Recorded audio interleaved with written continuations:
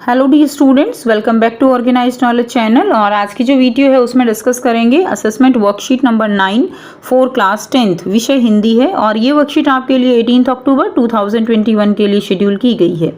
आज की जो वर्कशीट है स्टूडेंट्स, उसमें आपको टोटल 10 क्वेश्चंस दिए गए हैं, एमसीक्यू क्वेश्चंस, जो आपको अपनी कॉपी में सॉल्व करने हैं।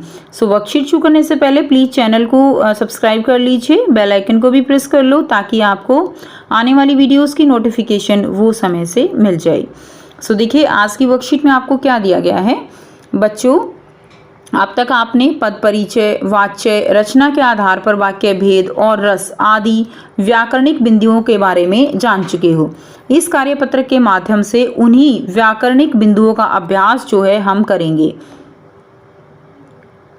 सो आप जो है बच्चों, पहले की वर्कशीट्स में वाक्य भेद क्या है, रचना के आधार पर वाक्य भेद क्या है, पद परिचय क्या है, सभी जो बिंदु हैं वो आप पढ़ चुके हो। तो अब आपको जो है उन्हीं से रिलेटेड यहाँ पर क्वेश्चंस दिए गए हैं जिनके आंसर आपको करने हैं। और ये क्वेश्चन आपके बहुविकल्पी प्रश्न दिए गए हैं।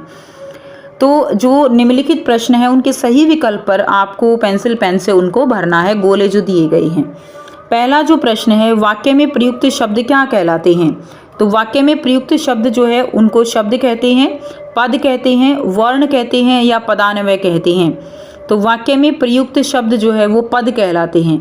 बी जो है इसका सही आंसर हो जाएगा।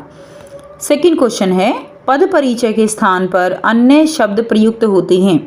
ऑप्शन ए पद व्याख्या, ऑप्शन बी पदान्वय, ऑप्शन सी ए और बी दोनों, और ऑप्शन डी है इनमें से कोई नहीं।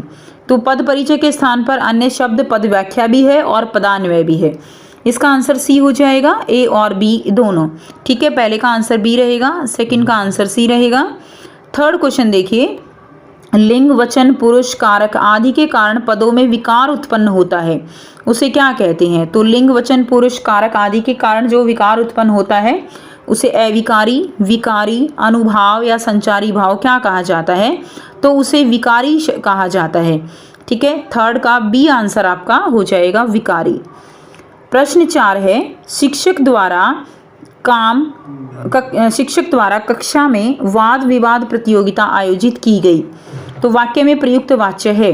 तो यहाँ पर देखिए, शिक्षक द्वारा यहाँ पर कक्षा में वाद विवाद प्रतियोगिता आयोजित की गई।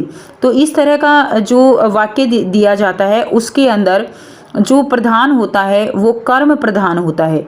ठीक है, तो इसमें देखिए कर्म जो है वो क्या है, वो प्रधान है। तो ये कृतवाच्य है, कर्मवाच्य है, भाववाच्य है या कर्णवाच्य है। तो ये आपका कर्मवाच्य रहेगा। तो फोर्थ का आपका बी आंसर हो जाएगा। क्लियर है। नेक्स्ट देखिए स्टूडेंट्स, क्वेश्चन नंबर 5 जो आपको दिया गया है, मुझसे पढ़ा नहीं जाता वाक्य में प्रयुक्त वाच्य है। तो मुझसे पढ़ा नहीं जाता कृतवाच्य है, कर्णवाच्य है, कर्मवाच्य है या भाववाच्य है। तो इसका सही आंसर हो जाएगा भाववाच्य, डी जो है इसका सही आंसर हो जाएगा। मुझसे पढ़ा नहीं जाता, इसमें भाव व्यक्त किया गया है। क्वेश्चन नंबर 6 है, बच्चे मैदान में खेल रहे हैं, रचना के आधार पर वाक्य भेद आपको बताना है। तो बच्चे मैदान में खेल रहे हैं, बहुत ही जो है सिंपल वाक्य है। तो ये सरल वाक्य रहेगा, संयुक्त वाक्य, मिश्र वाक्य या कर्ण वाक्य। तो इसका सही आंसर हो जाएगा सरल वाक्य, ए जो है इसका सही आंसर हो जाएगा। 7वां क्वेश्चन है, मैं जानता हूं कि बारिश होने वाली है, उपवाक्य का भेद लिखिए। तो यहाँ पर देखिए, हमने एक वर्कशीट में पढ़ा था कि जहाँ पर इस तरह से हो ना कि आ जाए तो उसमें हमेशा संज्ञा उपवाक्य होता है। आपको कुछ नहीं देखना, कि आ गया तो संज्ञा उपवाक्य है। तो इसमें ऑप्शन जो आपको दिए गए हैं, ए प्रधान उपवाक्य, बी स्था विशेषण उपवाक्य, ई भाव, सी है संज्ञा उपवाक्य और डी है क्रिया विशेषण उपवाक्य। तो इसका सही आंसर हो जाएगा ऑप्शन सी, ये संज्ञा उपवाक्य रहेगा। 7th का आपका आंसर रहेगा सी। ठीक है, नेक्स्ट देखिए क्वेश्चन नंबर 8 आपका है, वे भाव जो मन में स्थायी रूप से स्थापित रहते हैं उसको क्या कहा जाता है। ऑप्शन ए अनुभाव, ऑप्शन बी विभाव, ऑप्शन सी है स्थायी भाव एंड ऑप्शन डी है संचारी भाव। तो जो यहाँ पर मन में स्थायी रूप से जो भाव होते हैं उनको हम क्या कहते हैं, उनको हम स्थायी भाव कहते हैं। तो 8th का आपका सी जो है आंसर हो जाएगा, स्थायी भाव। ठीक है, नेक्स्ट देखिए क्वेश्चन नंबर 9 जो आपको दिया गया है स्टूडेंट्स। क्वेश्चन नंबर 9 है, श्रृंगार रस का स्थायी भाव क्या होता है। तो श्रृंगार रस का स्थायी भाव ऑप्शन ए है उत्साह, ऑप्शन बी है रति, ऑप्शन सी है निर्वेद एंड ऑप्शन डी रहेगा ममता। तो श्रृंगार रस का स्थायी भाव जो है वो क्या होता है, रति। ठीक है, रति जो है इसका राइट आंसर हो जाएगा।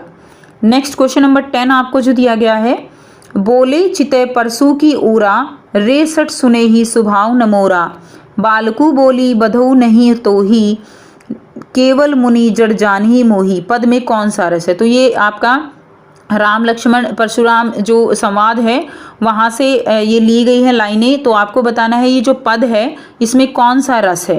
तो इसमें श्रृंगार रस है, रौद्र रस है, भयानक रस है और विभत्स रस है। तो देखिए इसमें जो राम लक्ष्मण परशुराम संवाद है इसमें मोस्टली जो पद हैं उनमें रौद्र रस जो है वो दिखाया गया है। तो इसका आंसर जो आपका रहेगा वो बी जो है आपका राइट आंसर हो जाएगा, रौद्र रस। क्लियर है। तो इसमें अगर हम स्टार्टिंग से एक बार आंसर देख लेते हैं, फर्स्ट का आंसर आपका बी रहेगा, सेकंड का आंसर बच्चों आपका सी रहेगा, ए और बी दोनों, थर्ड का आंसर आपका बी रहेगा, फोर्थ का आंसर जो आपका रहेगा वो बी है, फिफ्थ का आंसर आपका यहाँ पर डी रहेगा। ठीक है, फिफ्थ का आंसर आपका डी रहेगा, सिक्स्थ का आंसर ए है, सरल वाक्य है, सेवेंथ का आंसर संज्ञा उपवाक्य, एट्थ का आंसर आपका स्थायी भाव, नाइन्थ का आंसर आपका रति रहेगा एंड टेंथ का आंसर आपका रहेगा रौद्र रस, बी। ठीक है, तो ये जो है आपको अपनी कॉपी में सॉल्व कर लेनी है। तो ये थी आपकी आज की हिंदी की असेसमेंट वर्कशीट। आई होप सभी स्टूडेंट्स को ये क्लियर है। कोई भी डाउट है आप पूछ सकते हो। वीडियो अच्छी लगी तो प्लीज़ लाइक कर दीजिए, शेयर कर दीजिए और चैनल को सब्सक्राइब भी कर लीजिए। So thanks for watching. मिलते हैं नेक्स्ट वीडियो में नेक्स्ट वर्कशीट के साथ। Take care students, bye bye.